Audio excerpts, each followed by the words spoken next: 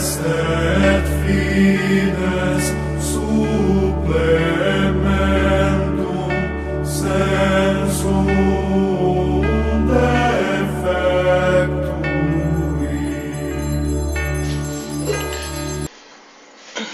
Bem, a gente que tenta fazer a chamada apologética católica, a gente é obrigado a entender o mínimo sobre aquilo que vamos combater, né? E como escolhi fazer apologética defendendo a teologia católica de heresias protestantes, costumo assistir os programas que tem algum conteúdo protestante, né?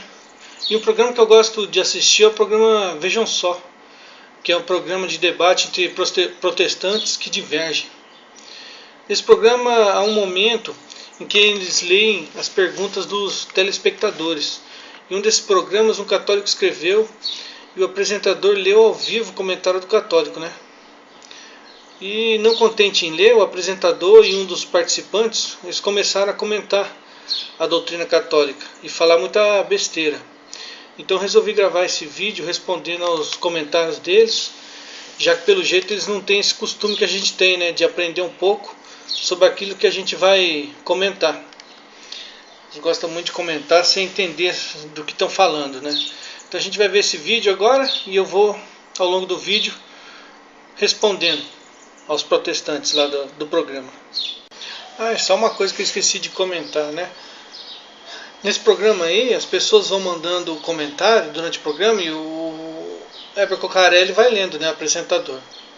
E ele nunca critica, nunca ataca a seita nenhuma, né? Igreja, denominação nenhuma. Ele lê os comentários, às vezes ele comenta, às vezes ele critica os comentários, mas nunca ele cita a seita, né? Nunca ele fala, ó, meu amigo, pelo jeito você é adventista, e a igreja adventista ensina isso e está tudo errado. Ó, meu amigo, você é batista, e a igreja batista ensina isso, aquele outro, e está tudo errado, né? Você nunca criticou seita, denominação, mas no caso quando um católico escreveu, você já foi logo no catolicismo, né? Até parece que vocês não têm divergência, né? Você nunca falou, ó, meu amigo, pelo jeito você é calvinista, né? Você defende a predestinação. Ó, meu amigo, você é adventista, né? Pelo jeito você defende que nós devemos guardar o sábado e não comer carne de porco. Essas coisas você nunca falou, né? Nunca atacou a religião, a igreja. Você sempre atacou as ideias. Mas no caso do católico isso foi diferente. Luiz Fernando, de São Paulo. O pecado não habita somente o nosso corpo, ele habita também a nossa alma. Quando pecamos, a nossa alma se deforma, trazendo sofrimento para a nossa vida. O sacramento da confissão corrige essa deformidade. Quando uma pessoa com a sua alma deformada, mas lutando para ter um corpo santo, ela irá para o purgatório. Ali sua alma será corrigida. Quando Adão pecou, a humanidade perdeu a união que tinha com Deus. Com a morte e ressurreição de Jesus, essa união foi refeita, ou seja, Cristo é a ponte entre Deus e os homens. O purgatório é um lugar onde choramos a nossa culpa por não termos feito algo que deveríamos ter feito aqui na terra. Por exemplo, amar os nossos irmãos como a nós mesmos. Muitas vezes não fazemos isso. Aos homens está ordenado morrerem uma só vez, e depois disso o juízo. Bem, então o apresentador leu o comentário e o pastor, que, diga-se de passagem, é calvinista, ele citou o livro de Hebreus capítulo 9, versículo 27, que lá está escrito: como está determinado que aos homens morram uma só vez e logo em seguida vem o juízo. Meu caro pastor, eu acho que isso aí é um tiro no pé que você deu, porque esse texto que você citou, em primeiro lugar, diz que mostra que as almas não estão inconscientes, porque se logo depois da morte vem o juízo, então depois da morte assim, a gente vai ser julgado em espírito, e se tiver inconsciente, como que vai fazer um juízo? Você já viu julgar alguém que está dormindo? O senhor já viu julgar uma pessoa que está inconsciente? Então no juízo tem que ter chance para se defender, né? Então já é um tiro no pé nisso. Outro tiro no pé porque está escrito que logo em seguida vem o juízo. Então nós somos julgados logo depois que nós morremos. Isso aí é o que nós chamamos de julgamento individual, né? Diferente do julgamento final. Porque para vocês existe somente o julgamento final. Nós dormimos, morremos, ficamos inconscientes e lá no juízo final a gente vai ser julgado, né? E esse texto que você citou mostra o contrário, mostra que o juízo vem logo depois da morte. A gente não tem que esperar o juízo final. Mas vamos continuar. Eu não sei o que isso tem a ver com o purgatório, né? Você citou um texto aqui totalmente fora de contexto, né? Mas vamos mais para frente, talvez a gente entenda por que você citou isso aqui, né? É uma fantasia para que houvesse algo que a igreja pudesse fazer em relação aos mortos, dos quais seus parentes tivessem alguma dúvida de que fossem salvos. Foi uma maneira de dar consolo, mas um consolo nada bíblico, nada procedente. Então o purgatório é uma fantasia. Realmente, eu concordo que o purgatório é uma forma de a gente ter um consolo, né? Porque graças a Deus a gente tem um purgatório, para a gente se livrar desse pecado nosso, para a gente se livrar dessa pessoa que a gente é, né? Que já pensou se a gente entrasse no reino de Deus, já pensou se a gente entrasse no céu do jeito que a gente é hoje? Eu não sei como vocês entendem, né, que vai acontecer. Nós católicos entendemos que no purgatório há a verdadeira conversão. Nós convertemos 100% no purgatório. Agora vocês, eu não entendo como é que vocês ensinam. Vocês morrem e vão para o céu do jeito que vocês são hoje? Quer dizer, morreu, os pecados, os vícios, tudo que você tem, você vai entrar no céu do jeito que você é hoje? Então, para nós realmente serve de consolo, porque se não tivesse purgatório, meia dúzia te salvariam. Só quem é santo, né? Eu, você e 99,99% iria para o inferno, né? Graças a Deus tem purgatório. Faz com que a pessoa tenha a esperança de que, mesmo que ela viva de maneira torta, os seus amados, os seus queridos vão rezar e acender velas por ela, iluminando o seu caminho do purgatório para o céu. Não é questão de levar a vida torta não, cara. Não é só quem leva a vida torta não. Você não leva a vida torta e você acha que você é santo? Me responde isso aí. Você é uma pessoa que não leva uma vida torta, né? Pelo jeito você é um pastor. Mas você se julga santo? Você se julga alguém capaz de chegar diante de Deus e conviver com Deus, ter comunhão com Deus? Eu não me julgo. Eu não levo uma vida torta, mas mesmo assim eu também não me julgo merecedor de ir para o céu. Mas, pelo jeito... É uma ilusão. Infelizmente, ou felizmente, melhor dizendo, Deus tem um caminho bem melhor, que é crer no Senhor Jesus Cristo e será salvo. Então, resumindo, é isso. Para vocês, para o protestante, é isso. É piririm-pim-pim, pode piririm-pim-pim, é um passe de mágica. É só crer em Jesus Cristo e você vai ser salvo, você vai para o céu. Basta crer. Não precisa de conversão, não precisa de santidade, não precisa de uma vida de ascese. Basta crer. Você crê? Creio. Então você vai para o céu. É simples assim, é mágico. Está aqui uma questão interessante, né? Uma das diferenças entre a igreja evangélica e a igreja católica é que na igreja evangélica a autoridade final e total reside nas escrituras sagradas. Na igreja católica, não. Viu, Heber Cocarelli, sabe por que a autoridade final na igreja católica não está somente nas escrituras? Ou seja, somente na Bíblia? Sabe por quê? Porque a igreja católica é anterior à Bíblia. A Bíblia, do jeito que nós temos hoje, ela surgiu no século IV. A Bíblia, conforme nós temos hoje. Antes já tinha igreja católica. Então a Bíblia veio da igreja católica e não o contrário. Primeiro existiu a igreja e depois existiu a Bíblia. Então como que para a gente poderia vir a autoridade única e exclusivamente da Bíblia? Não tem como. Agora para protestante é fácil, né? Protestante tem que dizer que a autoridade é única e exclusivamente bíblica, por quê? Porque eles surgiram 1500 anos depois de Cristo.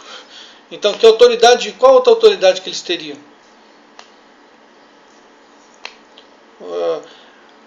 O protestante surgiu 1200 anos depois que compilaram a Bíblia. Para eles vêm bem depois da Bíblia, então para vocês é fácil, né? A única autoridade de vocês tem que ser da Bíblia mesmo. Se bem que tem uns aí que se dizem, na igreja evangélica se diz apóstolo, bispo, só falta ter Jesus Cristo. A católica é na interpretação que ela tem das Escrituras, chamada de tradição, é que está a autoridade. Eu acho que você confundiu de novo. A autoridade não está na Sagrada Tradição. Tanto a Bíblia como a Sagrada Tradição são meios de transmitir a palavra de Deus. E quem interpreta não é a tradição, a Sagrada Tradição, quem interpreta é o Sagrado Magistério, né? Que é o sucessor de São Pedro, junto com os outros demais colégios de bispos. Esse é o Sagrado Magistério. É ele que interpreta, não a tradição. Tanto tradição como a Bíblia são formas de transmitir a palavra de Deus. Sancionada pelo Papa, que é a palavra final. E nesse sentido tem algumas coisas meio estranhas, né, meio esquisitas. Por exemplo, você sabia que se reza por intenção da alma dos papas que morreram? Ué, se o cara era papa, ele não pecava, certo? Então por que se reza por intenção da alma deles? Eu não sei. É uma coisa interessante. Weber, Papa não peca, meu amigo. Onde você ouviu falar que Papa não peca, rapaz? O que a gente defende é que Papa não erra quando ensina. Questão de moral e fé. Mas Papa peca, sinto muito te informar, mas Papa peca. O nosso primeiro Papa, que foi São Pedro, pecou. A própria Bíblia diz que ele pecou. Ele não negou Cristo 3 vezes. Se Pedro pecou, que foi o primeiro Papa, por que os sucessores dele não pecariam? Papa peca. Inclusive Papa se confessa, você sabia? Você sabia que Papa, pelo menos uma vez por semana, ele se ajoelha diante de um outro padre e se confessa? E recebe absolvição? Papa confessa, Papa peca. O Papa não é impecável, não. Então aí já mostra que vocês não sabem nada, o mínimo da doutrina católica, mas na hora de comentar, criticar, vocês despejam. Então, te ensinando, meu caro amigo, Papa peca sim. Papa peca. Você acha que o demônio deixaria o Papa em paz? Enquanto tem um demônio fazendo eu pecar, tem 200 mil querendo que o Papa peca. Então o Papa peca sim, tá? Recentemente disse que não existe uma coisa que a tradição sempre afirmou que existia, que era o berçário do purgatório, que agora me foge o nome. Limbus infanctum. O limbo, né? Ou para onde iam as crianças que morriam sem serem batizadas. Né? Bem, o limbo nunca foi um dogma. O limbo era um ensinamento que depois foi deixado de lado. Foi dito como errado. É isso que acontece. Como acontece com outros muitos ensinamentos, até mesmo a Bíblia, que você defende tanto, né? Você venera tanto a Bíblia. Antes de estabelecer o cânon bíblico, né? Lá em Nicéia, o cânon do Novo Testamento, muitos outros livros eram lidos pelos cristãos e tidos como inspirado. Então, chegou um momento que decidiu, falou, não, isso daqui não é inspirado, esses são. E assim é com outras doutrinas também. A primeira pessoa da Trindade também foi assim.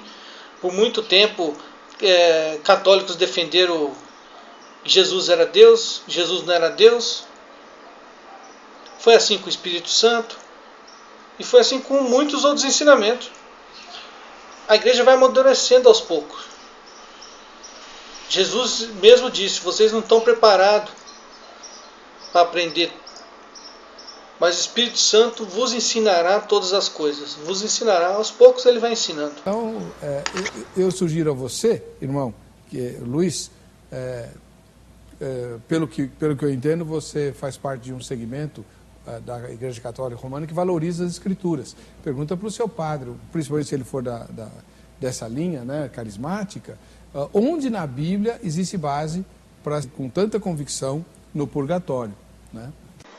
Então, antes da base bíblica, primeiro eu quero definir aqui o que é o purgatório, né? Então, se você for ver no Catecismo da Igreja Católica, número 1030, 1031, aí fala o seguinte: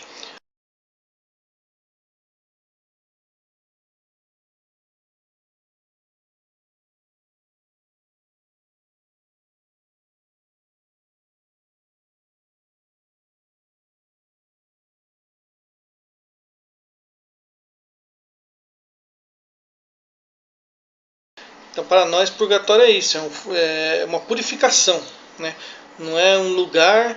E também um erro que protestante, vocês aí do programa costumam fazer, e vocês aí fizeram também, é achar que purificação é um terceiro lugar. Então existe o céu e existe o inferno, mas existe também o purgatório, por meia boca. O céu para o santinho, inferno para o pecador, e o meia boca vai para o purgatório. Não, não é assim. A gente morreu, vem o juízo, só tem dois lugares. Ou vai para o céu ou vai para o inferno. Não existe meio termo. Você é julgado, você vai para o inferno, você vai direto para o inferno. Mas se você for julgado e for achado justo de ir para o céu, você vai para o céu, mas antes você tem que se purificar. Porque para entrar no céu, a própria Bíblia diz que nada de pecado entra lá. Nada pecaminoso. No céu só há santidade. Então, como eu, e eu acho que você também não somos santos, perfeitos, existe o purgatório para nos purificar. E depois dessa purificação a gente vai para o céu. Então o purgatório não é um terceiro lugar para onde nós vamos. É inferno e céu. Foi condenado ao inferno? Vai direto. Foi condenado ao céu e é santo, perfeito? Vai direto. Mas foi achado justo de ir para o céu e ainda tem pecados? Você purifica antes no purgatório. E você pediu textos, né? Pediu para perguntar para o padre carismático, achar texto.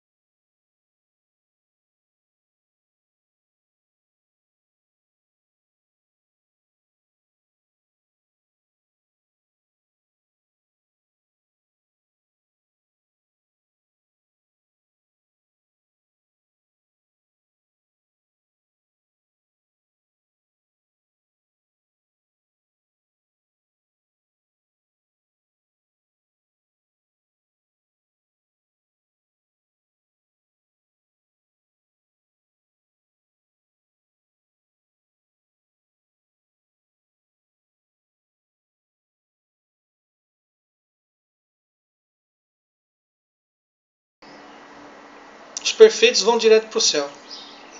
Resumindo. E os demais passam pelo purgatório antes. Então aqui o purgatório na Sagrada Tradição.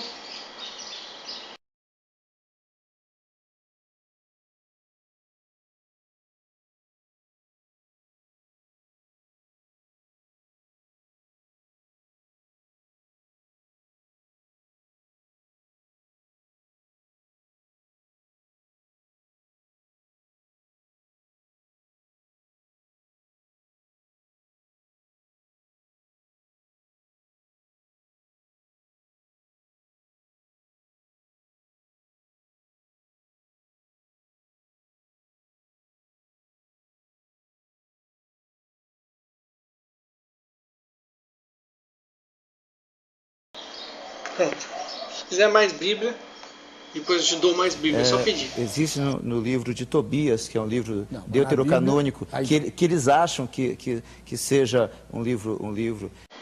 Tobias não é inspirado não, né, pastorzinho?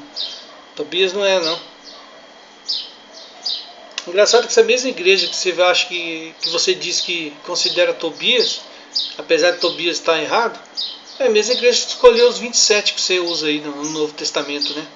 Então por que no caso de Tobias a igreja errou e no caso dos 27 a igreja acertou? Né? Onde diz que o velho Tobias, ele rezava pelas almas dos mortos, enterrava os seus corpos e rezava pelas almas deles.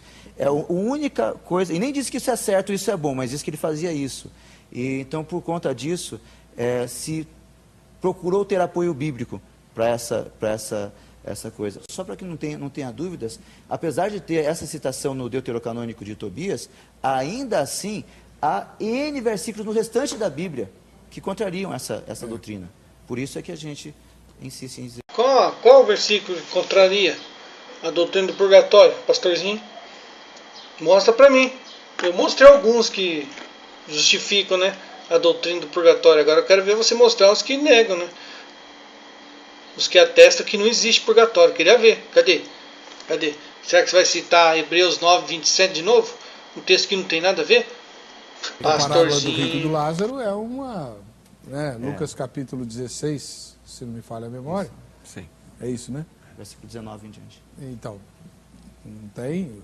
Um foi para o seio de Abraão, foi para o inferno e não tinha como mudar mais. Tinha jeito. Né? Não tinha mais jeito. Bem, em primeiro lugar, a passagem do rico e do Lázaro não é uma parábola, né? Porque a parábola, para ser parábola, tem que ter alguns ali critérios, né? Entre eles, para ser uma coisa ser parábola, não pode, os personagens não podem ter nome, né? Se você vê as outras parábolas de Jesus, nenhuma parábola os personagens recebem nomes. E nessa passagem recebe, né? Lázaro, o personagem de Lázaro recebe o nome de Lázaro, né? Nessa história que Jesus contou. Então não é uma parábola não, né? A passagem de Lázaro e o rico e o Lázaro não é uma parábola, é uma história, é um ensinamento de Jesus. E lá mostra perfeitamente que mesmo depois de mortos, eles interagem, né? O rico lá pede para Abraão interceder junto a Deus pela família dele que está aqui na terra. Isso aí você não cita, né? A intercessão que mostra aí nessa passagem você não cita, né? Não fala que o rico está intercedendo pedindo para Abraão, tá? O rico morto pedindo para Abraão, que já está morto, para interceder pelos familiares dele aqui na terra. Então, essa passagem mostra a intercessão e mostra a consciência dos mortos, né? É outro tiro no pé.